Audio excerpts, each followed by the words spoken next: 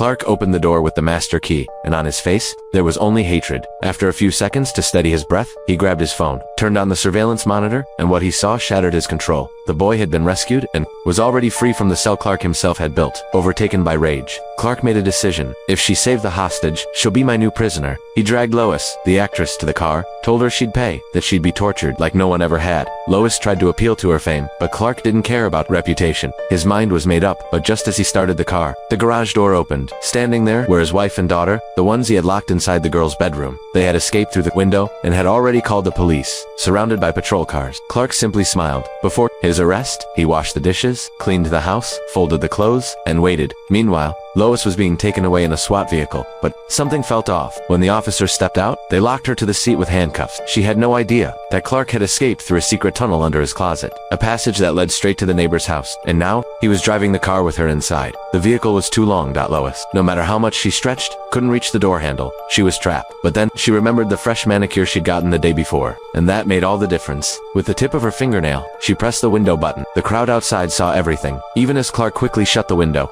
It was too late. People had already surrounded the car. They shouted, took photos, started recording. Lois yanked at the cuffs with all her strength, managed to break one of the metal bars, crawled across the seat, and jumped out of the car. Seconds later, dozens of SWAT officers closed in, evacuated the crowd, shot out the tires, and then came the final warning. Rifle pointed at the driver's seat. Clark, if you don't surrender, we'll fire in 3 seconds.